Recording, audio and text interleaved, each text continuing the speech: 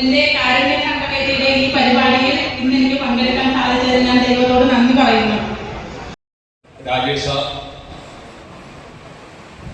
ഇന്ന് നല്ലൊരു ഓണ സന്ദേശം നൽകുന്നതിനായി നമ്മുടെ ക്ഷണം സ്വീകരിച്ച് വളരെ നേരത്തെ തന്നെ രണ്ടാം ശനിയാഴ്ച നടത്തുന്ന ഒരു മെഡിക്കൽ ക്യാമ്പ് ഉണ്ട്. അതിപ്പോൾ നടന്നു വരുന്നത് നമ്മുടെ സൗദി പള്ളിയുടെ മുന്നിലുള്ള ഹാളിലാണ്.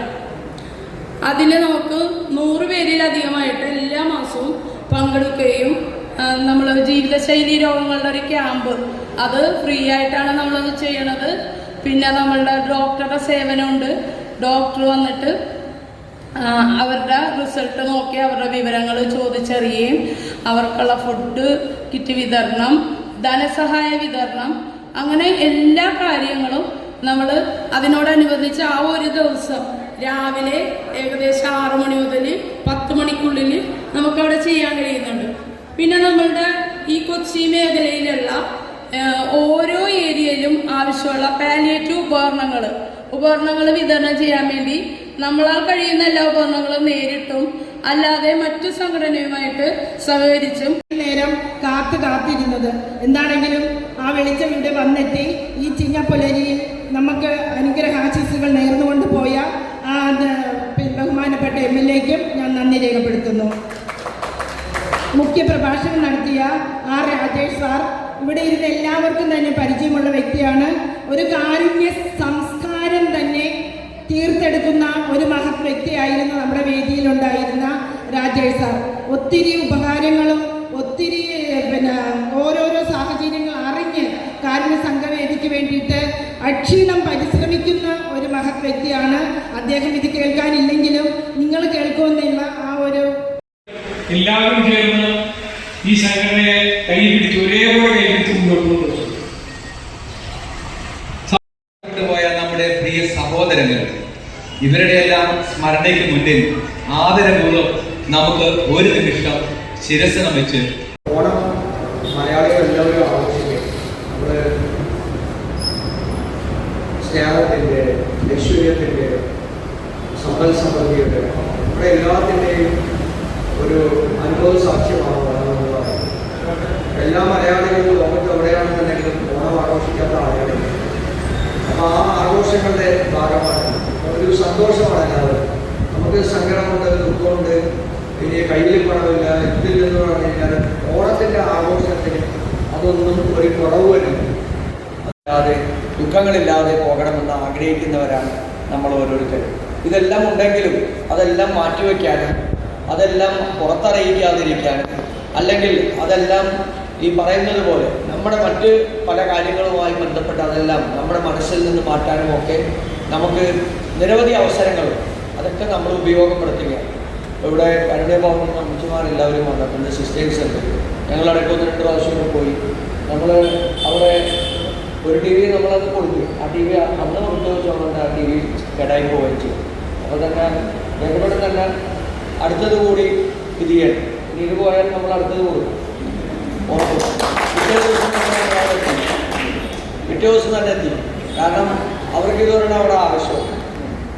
അവർക്ക് TV ഒക്കെ കണ്ട് വാർത്തയൊക്കെ കണ്ട് അല്ലെങ്കിൽ ഈ കോമഡി ഷോയോ പാട്ടോ സീരിയലോ ഇതൊക്കെ കണ്ട് ഇരിക്കാമല്ലോ അവിടെ. അപ്പോൾ നാട്ടിൽ നടക്കുന്ന കാര്യം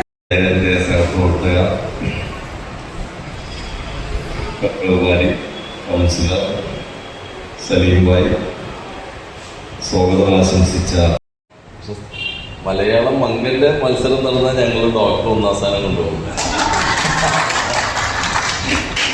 ഞാൻ ആദ്യം വിചാരിച്ചത് സെലിബ്രിറ്റി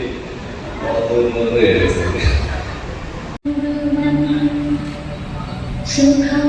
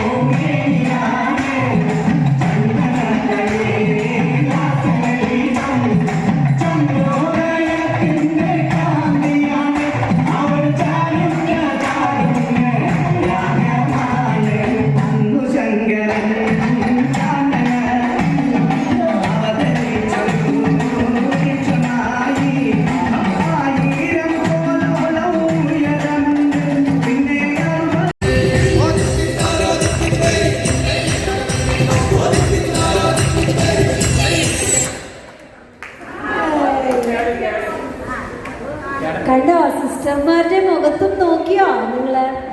എന്ത് സന്തോഷം അമ്മമാര് കളിക്കുന്നത് നോക്കിക്കൊണ്ട് ആസ്വദിക്കുന്നു. Okay, start.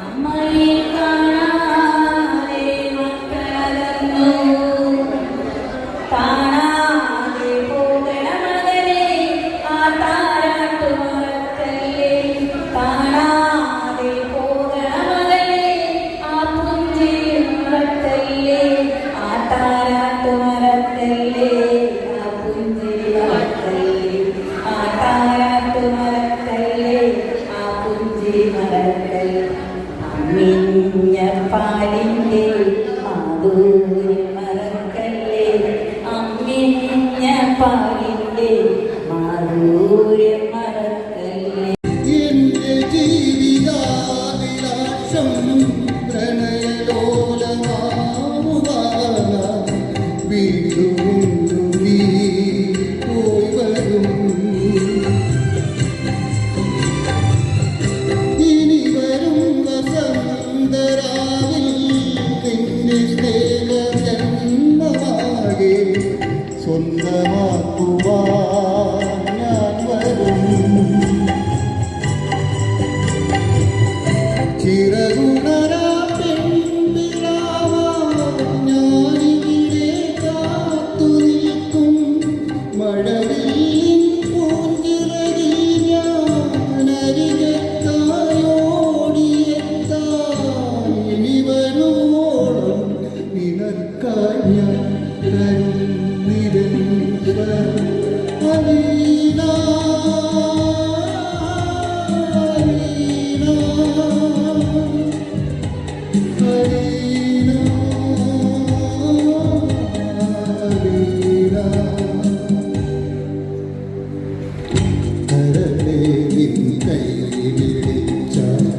കടലോളം വെണ്ണിലാവ് കണ്ണി കാഴ്ച കുറുകുന്നൊരു വെണ്ണിലാവ്.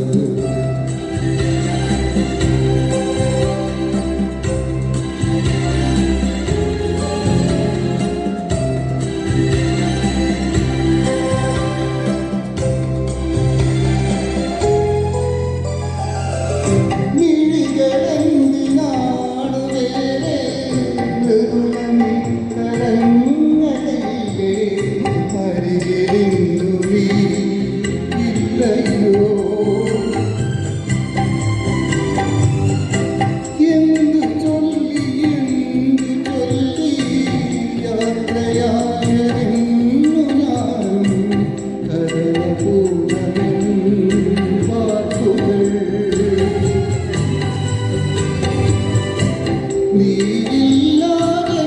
നീയില്ലാതെന്നുണ്ടോ, നീയറിയാ യാത്രയുണ്ടോ, നീയണയും പ്രാവു തേടി ഞാനിവിടെ കാത്തു നിൽക്കാം. പോയി വരുവോളം നിനക്കായി ഞാൻ തരും നിരന്തരം